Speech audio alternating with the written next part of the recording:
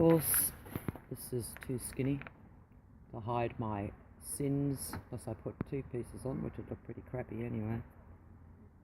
And I'm going to get a alley shapey sort of bit to go across here to set up the wall a bit.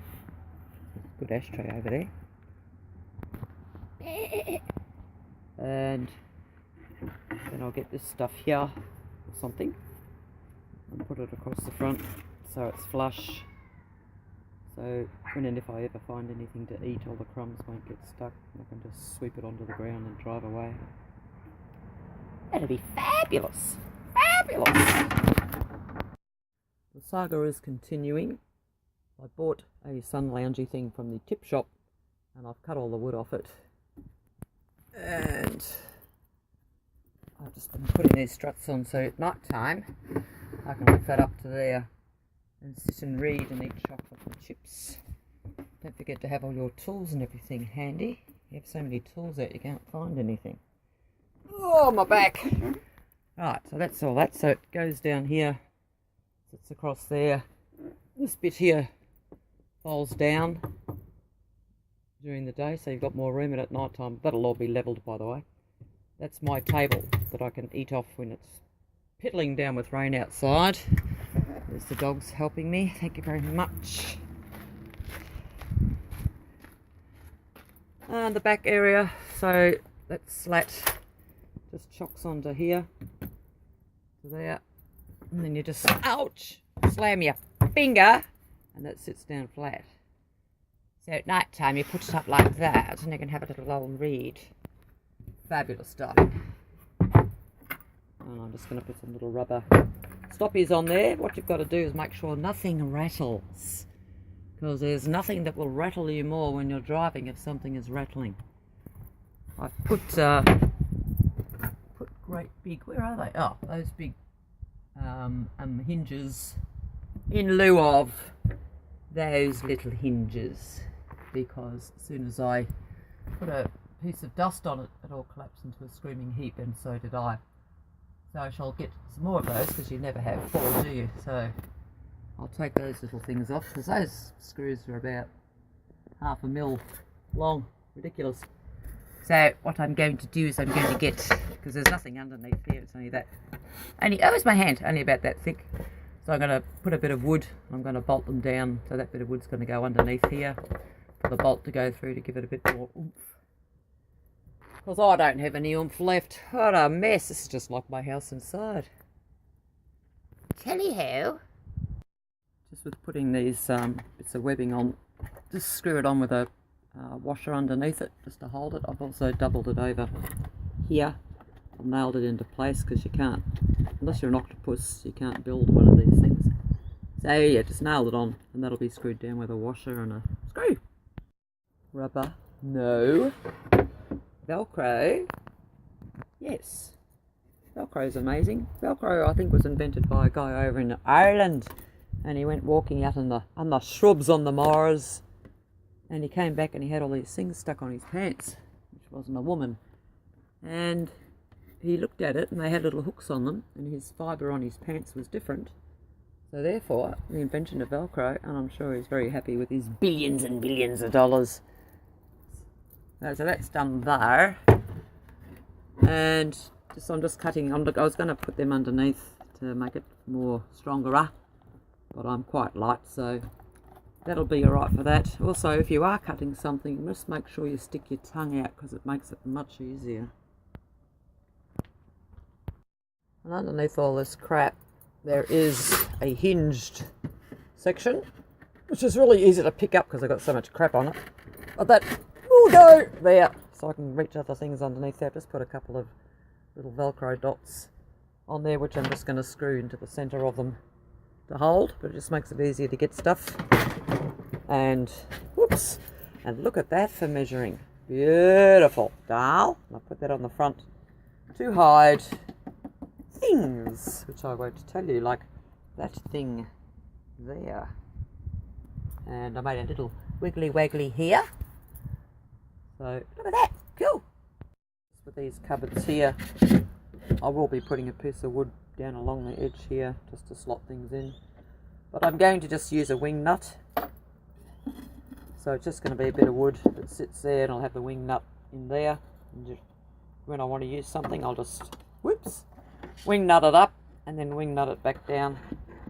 And that'll hold everything in place in case I have a head-on with a wombat or a truck.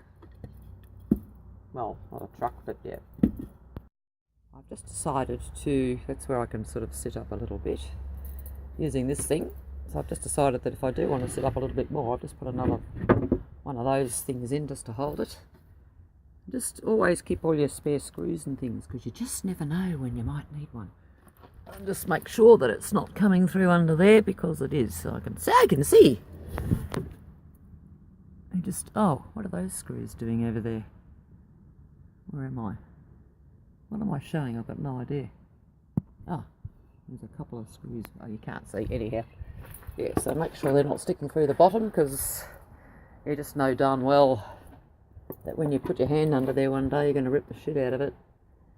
So this will enable me to sit up a little bit higher, so if I don't have my hair in a ping pong or a, what do you call it, a chiffon ponytail, I won't hit my head on the roof.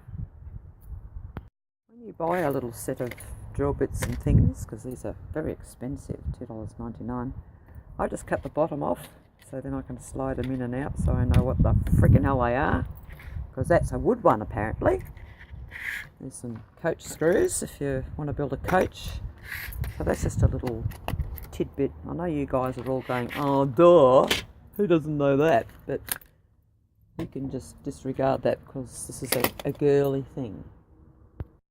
So it's always good to think ahead, but you don't. So there's a little cubby hole in there that I really can't get into, so I'm going to cut this along here and put a couple of hinges on so I can lift this section up. But it's going to cut through that bit of wood under there. It doesn't matter, so I'll be able to just lift that up, and maybe I can keep my extension leads and things in there when I'm on 240. This set of drawers I've used here, it's just the top of a one of those little plastic filing cabinet things. I've just taken the bottom layer off. That just slips into there. It's easier than making drawers, and it does the trick. That's cut out, so I can do that, and of course you can see that the blade wanted to shatter all that, so just remember, a better idea is to cut it upside down. And also, if you do think ahead, which I didn't, it's always nicer to put those hinges underneath, so all you can see is nothing.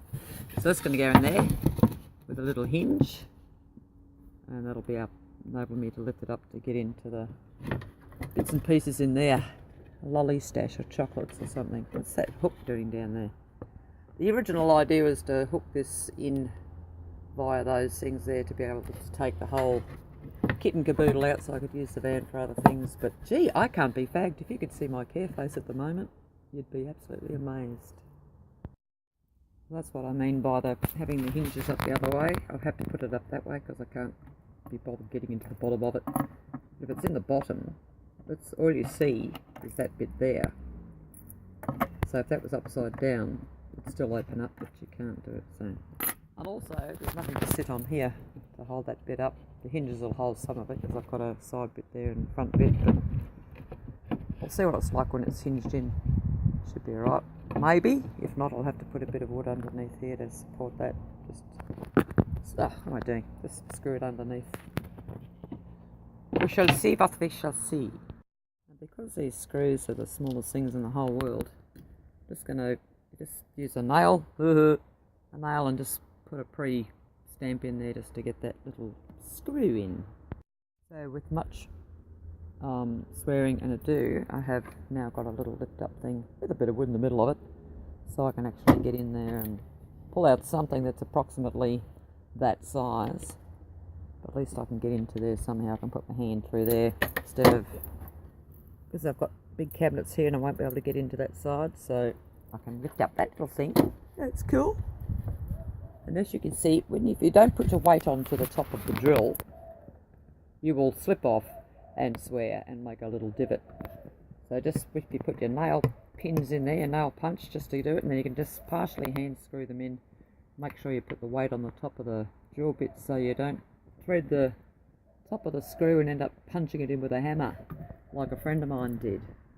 Because this is a little bit wiggly waggly here, I'm just going to get a T bracket and put that underneath there. Put it underneath so it'll be sticking out about that far. Maybe just screw those two in. So when it does come down, it'll sit onto the top of that. Geez, I'm so bloody clever. That's on, so beautifully straight, but no one in the whole world knows that. So that'll now sit onto there, and the dog's agreeing with me. I was going to get some of these little Velcro faster things and just put one little soft bit on there so it doesn't bang. The hinges, if you had them put on underneath and divvied out a bit for this round bit here, this is for the girls, guys, bugger off. If you divvy that bit out, it'll all sit flat, and that little hole there, that little gap wouldn't be there. It'll be sitting up into the wood, so think of that before you do something like I've just done.